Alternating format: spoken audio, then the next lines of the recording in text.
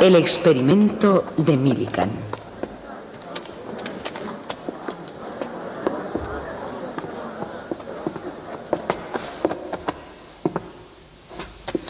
El tubo de rayos catódicos se inventó a mediados del siglo XIX y posteriormente se convirtió en el moderno tubo de televisión. Pero antes de que ocurriese esa catástrofe, sirvió para un fin útil. Me gustaría hablarles de ello. He aquí un tubo de rayos catódicos particularmente simple, que consiste en un tubo de cristal al vacío con dos electrodos en su interior. Y voy a establecer una diferencia de potencial de 20.000 voltios entre los dos electrodos. Pero primero apagaré la luz para que puedan ver lo que sucede. Muy bien. Lo que ustedes ven que sucede es que el interior se pone incandescente. Además, esta cruz de malta proyecta una sombra en el fondo. La cruz de malta es el electrodo positivo. Y deseo que ustedes se den cuenta de algo más. Yo puedo fácilmente mover la sombra moviendo simplemente una barra magnética. Así. ¿De acuerdo? Al principio todo el mundo pensó que esa incandescencia era un haz de partículas cargadas de electricidad, ya que se desviaba con mucha facilidad con un imán corriente. Pero para probar que eso era verdad, habría que desviarlo igualmente con un campo eléctrico, lo cual por alguna extraña razón no se conseguía. Entonces surgió un gran físico llamado J.J. Thomson.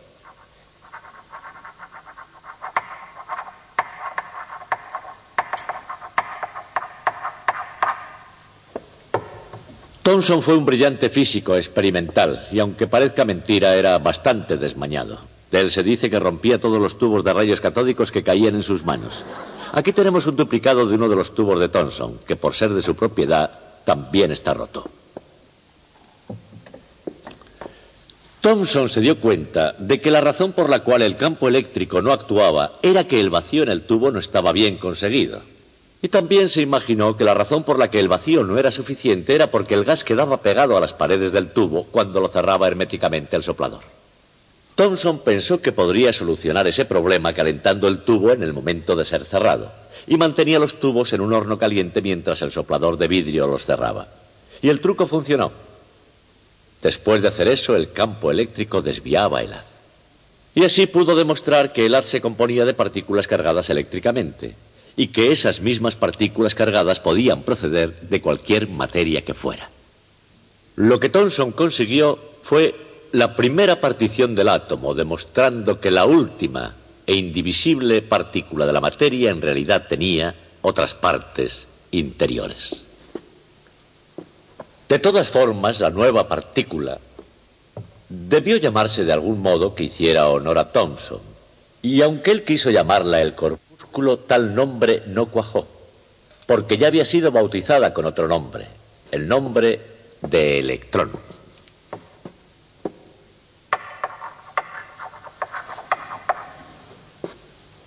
Así fue como J.J. Thomson partió el átomo y descubrió el electrón, tostando tubos.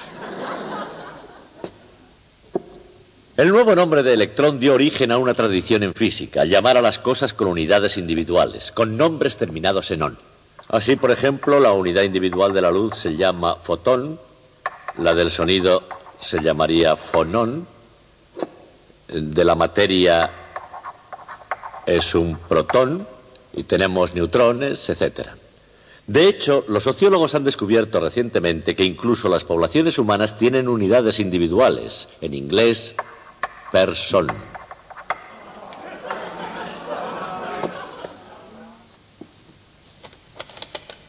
Después de haber dividido el átomo y haber descubierto el electrón, quedaba la importante tarea de medir la carga eléctrica del electrón, carga que se logró medir en uno de los experimentos clásicos de la física llevado a cabo por el gran investigador americano Robert Andrew Millikan. Una pequeña cubeta de aceite, un sólido puchero de hierro, bastante energía, un toque de disciplina, un poco de creatividad y quizá un toque de genialidad. Esos eran los ingredientes esenciales en las recetas experimentales de los físicos. El científico Robert A. Millikan. El cometido: medir el valor de la carga eléctrica del electrón. Tiempo de preparación: casi medio siglo.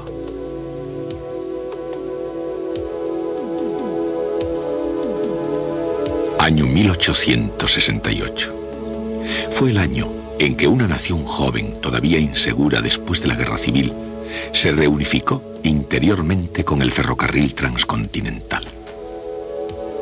Ese mismo año nació Robert A. Millikan, hijo de un predicador de Iowa.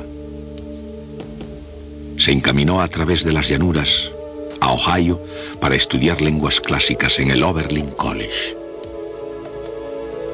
Más tarde, al no haber allí vacante de latín ni de historia de la antigua Grecia, se hizo instructor de física elemental y demostró ser toda una promesa. La Universidad de Columbia le premió con una beca en física que un año después perdió, y esa falta de ayuda le hizo poner en duda, pero no renunciar, a su habilidad como científico. Se volvió al Medio Oeste, donde estudió bajo la dirección de Albert A. Michelson en la Universidad de Chicago. Michelson recibió el premio Nobel por desarrollar un extraordinario instrumento para medir distancias mediante interferencias de ondas luminosas. Millikan quería recibir algo más que una sesión de verano en Chicago. Él quería iniciar su carrera de física allí, y con el fin de prepararse mejor, visitó unas cuantas legendarias universidades y laboratorios del viejo continente.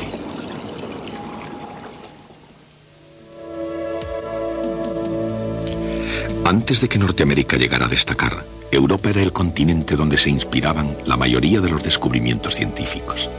Antes de la Primera Guerra Mundial, la inspiración de Millikan ya se había moldeado no solo a las grandes sombras de Newton y Galileo, Kepler y Copérnico, sino también por el hecho de que él podía codearse con los grandes colosos de su tiempo.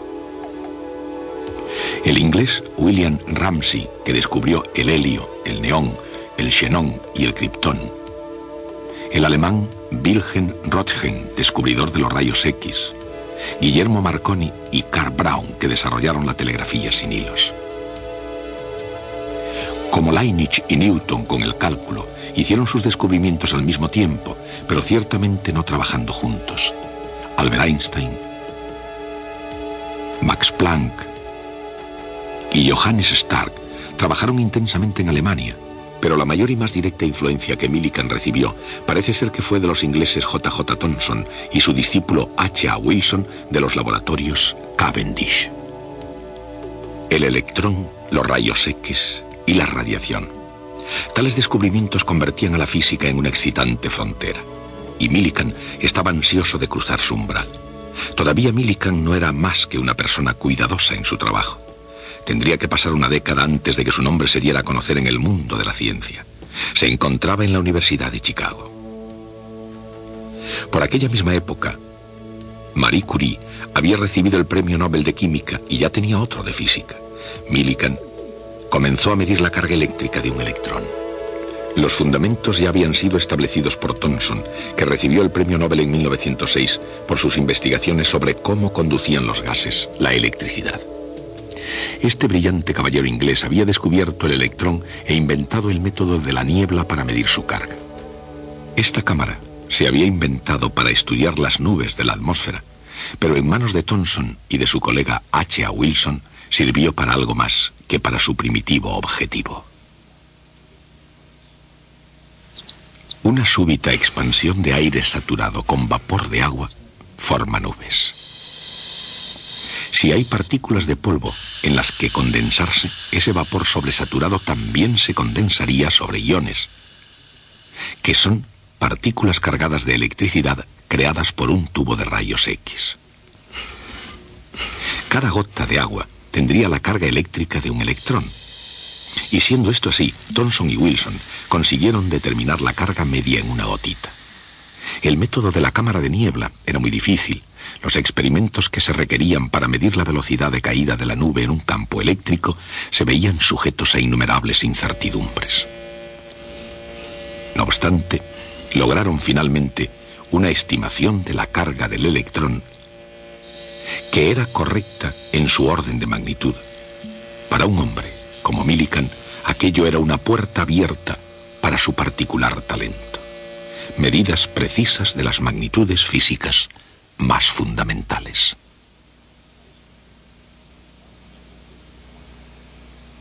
Millikan repitió los experimentos de Wilson en la Universidad de Chicago. Para ionizar la nube gaseosa en la cámara, utilizó primero rayos X y después pequeñas cantidades de radio. Hizo la prueba con un campo eléctrico más potente en la cámara. Si aquello funcionaba, sería lo suficientemente potente como para contrarrestar la fuerza de la gravedad manteniendo la nube suspendida e inmóvil. Todo esto estaba muy bien sobre el papel, pero cuando las cosas empezaron a moverse, hubo un pequeño problema. Al haber fuerzas eléctricas tan potentes en el interior de la cámara, la nube de vapor de agua desaparecía rápidamente. Pero Millikan sacó provecho de ese problema. Cuando conectaba el campo eléctrico, las gotitas individuales quedaban a la vista. Millikan pensó medir las gotitas individualmente en vez de medir toda la nube. Si se llegaban a realizar medidas en las gotitas, se detectaría el efecto individual de los electrones. Era una brillante idea, pero con problemas. El agua se evapora.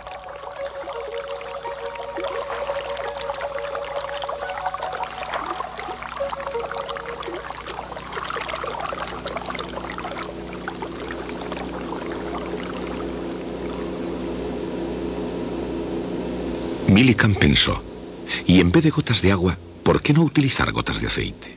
El aceite, al contrario que el agua, no se evapora. En 1907, en la Universidad de Chicago, se empezó a poner cada cosa en su sitio. Con un aparato que producía una niebla de aceite, Millikan confiaba cada vez más en que se podría medir con exactitud la carga eléctrica de un electrón.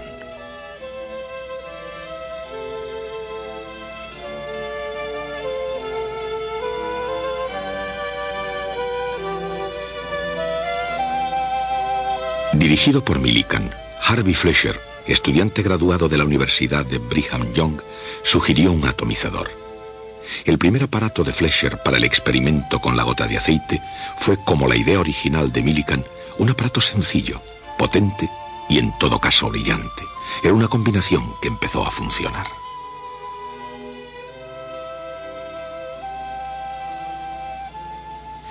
La esencia del experimento era aplicar un campo eléctrico a una gota de aceite cargada de electricidad cayendo a través del aire y después analizar el resultado utilizando la poderosa ecuación de Newton, F igual a ma, la masa de la gota por la aceleración, es igual a la suma de todas las fuerzas que actúan sobre ella.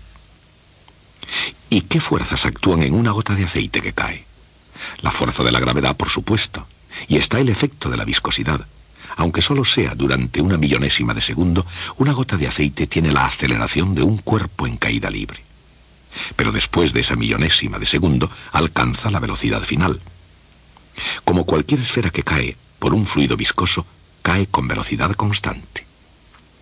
La fuerza de la viscosidad sobre una esfera en movimiento, descubierta por el físico inglés George Stokes en el siglo XIX, es igual a 6pi por el radio de la esfera, por la viscosidad del aire, por la velocidad de la esfera. La velocidad aumenta rápidamente hasta que la fuerza de la viscosidad es suficientemente grande como para contrarrestar la gravedad. La esfera cae con velocidad constante en lugar de caer con movimiento acelerado.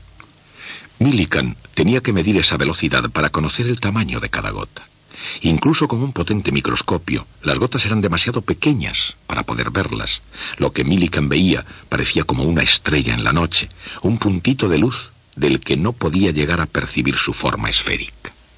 Pero observando esa estela desplazándose lentamente desde una señal a otra de su microscopio y utilizando la densidad conocida del aceite, podía conocer el tamaño con toda precisión.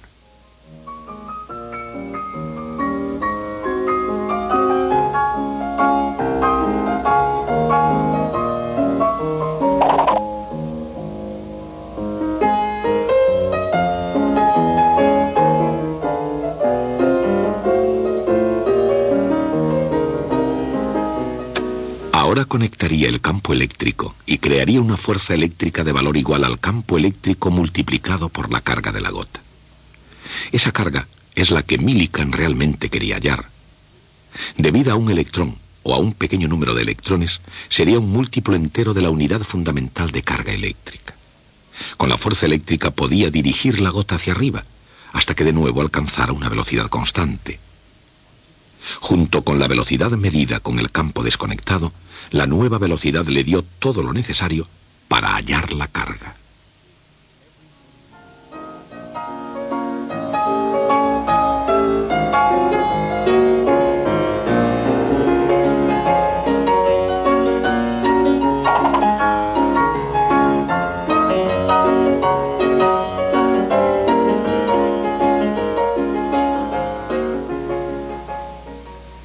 El experimento se había diseñado con el más exquisito cuidado, un sello de calidad en la obra de Millikan.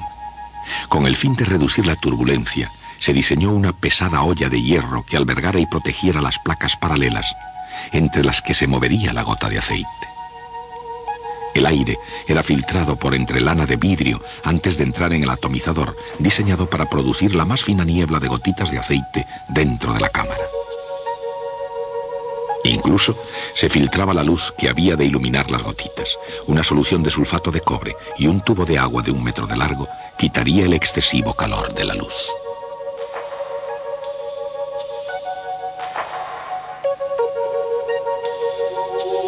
Una vez llegado el momento, Millikan comprobó que nada entorpecería su experimento.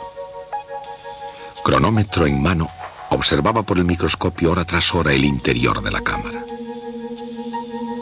En lo más profundo de la cámara, él vería una única gotita de aceite cargada eléctricamente y brillando incandescente como una estrella. Por la influencia de la gravedad y de la viscosidad, la gotita caería. Hacia abajo, por el interior, el puntito brillante caería hasta llegar a la señal superior.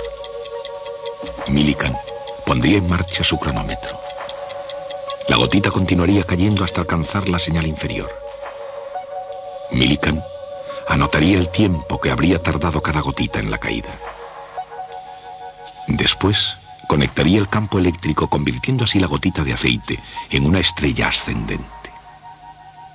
Al llegar a la señal inferior, pondría de nuevo en marcha su cronómetro hasta que la gota en ascenso cruzara la señal superior. Una y otra vez, Millikan iba apuntando el tiempo que una gota necesitaba para ascender y para caer. A veces observando una simple gotita durante horas y horas, iba tomando, registrando y analizando cientos de medidas para dar la medida más precisa hasta el momento de la unidad fundamental de carga eléctrica. La medida publicada finalmente por Millikan fue 4.77 por 10 elevado a menos 10 unidades electrostáticas. Difería solamente en un 2% respecto del resultado obtenido por él antes de utilizar aceite para el experimento.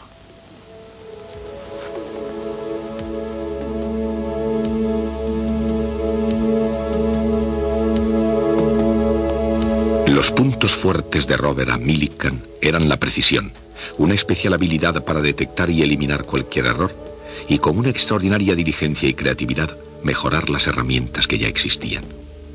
En públicas declaraciones, y hubo muchas cuando él se había convertido en un hombre de estado de la comunidad académica, Millikan encomiaba siempre que podía el método científico.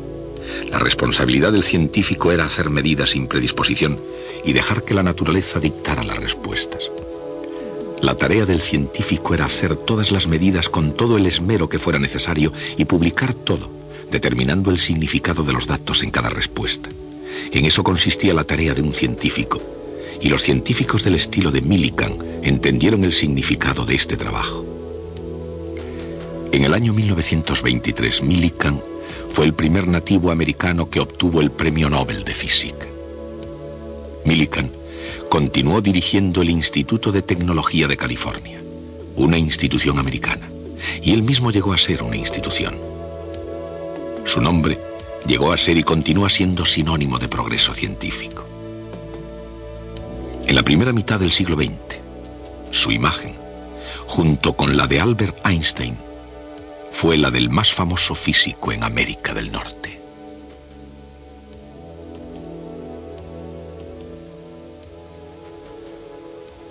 Me gustaría también mostrarles cómo fue más o menos ese experimento. Hay algo en lo que quiero que se fijen ustedes en particular, en esa lata. Si les parece familiar es porque es la misma que tenemos aquí, en el extremo de la mesa. La misma en la que Millikan realizó su experimento. Y sigue funcionando después de tantos años. Y ahora quisiera mostrarles algo verdaderamente extraordinario. Cuando Millikan hizo este experimento, reunió todos sus resultados para que mediante su publicación en una revista científica todo el mundo pudiera verlo. Pero antes de hacerlo, Millikan necesitaba un lugar para escribir los resultados de su experimento a medida que lo realizaba en su laboratorio. Se trata de un libro de notas. No pensaba que otra persona leyera aquellas anotaciones. Escribía solamente para él.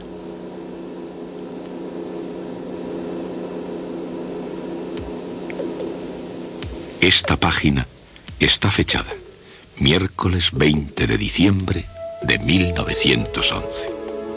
Aquí Millikan anotó la temperatura y la presión de la habitación. Y aquí, debajo de la letra G, para la gravedad, una serie de números, cada uno de los cuales es el tiempo que la gota de aceite tardaba en caer entre las dos señales de su microscopio. Luego, otra columna de números análoga, bajo la letra F, el campo eléctrico, y de nuevo el tiempo que tardaba la gota de aceite en caer.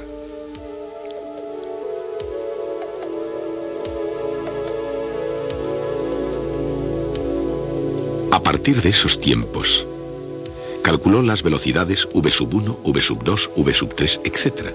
Y utilizando esas velocidades halla el logaritmo de v1 más v2, y así puede sumarlo a 1/2 del logaritmo de v1. Y aquí finalmente Millikan alcanza su resultado. Y entonces escribe, este es casi exactamente correcto. Pero, ¿cómo puede decir eso? Se supone que está midiendo una constante fundamental de la naturaleza cuyo valor él no conoce por adelantado. ¿Por qué dice, este es correcto? En otra página escribe, belleza. Y en otra, belleza, publicar. Y en otra, muy bajo, algo está mal. Y luego hace una anotación que es toda una revelación. Distancia no segura, 1.273. Ahí está. Cuando obtiene un resultado que no le satisface, no lo desecha, porque eso sería un fraude.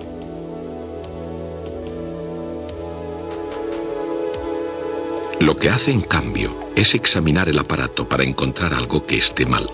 Así él tiene una razón para desechar el dato. Desde luego, cuando obtiene un dato que le satisface, él no examina el aparato con tanto cuidado para descubrir qué es lo que iba bien.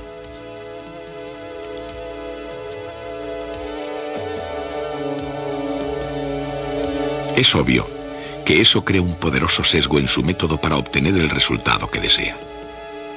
Otra página. Aquí, todavía mejor. Belleza, publicar. Y así, todo el tiempo en páginas y páginas y páginas. El punto no está en que Millikan fuera un mal científico, fue un gran científico, sino que, examinando sus notas, podemos sacar una ligera idea de cómo se hacía la ciencia. Lo que Millikan hacía no era un fraude, estaba haciendo uso de su juicio científico. Y en realidad tiene que ser así, porque nadie tropieza de repente con un descubrimiento científico. Todos los descubrimientos se hacen durante un experimento que ha sido exquisitamente diseñado para dar los resultados que el científico espera obtener. Y el científico sabe que muy posiblemente la fama y otros honores le estarán esperando si consigue hacer un gran descubrimiento. Entonces, ¿qué impide que alguien haga un descubrimiento que no sea auténtico? La respuesta es que el experimento se puede repetir en alguna otra parte y por alguna otra persona que vea si es correcto. Con frecuencia se dice que el inmenso éxito de algunos proyectos científicos se debió a algo llamado método científico, y que una parte clave de ese método es la recogida de los datos científicos de forma desapasionada y sin prejuicios. Y que si otros campos fueran capaces de imitar ese mágico método científico, tendrían exactamente ese mismo éxito. Pero de hecho, ese no es el caso, porque la pasión y los prejuicios nunca están lejos del proceso científico. La salvaguarda no reside en que haya científicos desinteresados, sino en el hecho de que todos los científicos, en el fondo de su ser, creen que sus experimentos pueden ser repetidos. Ese credo es el dogma principal de la fe de todos los científicos. Y yo tengo fe en estar aquí de nuevo el próximo día. Hasta hoy, el experimento de la gota de aceite de Robert A. Millikan descuella como una de las mediciones clásicas en la historia de la física.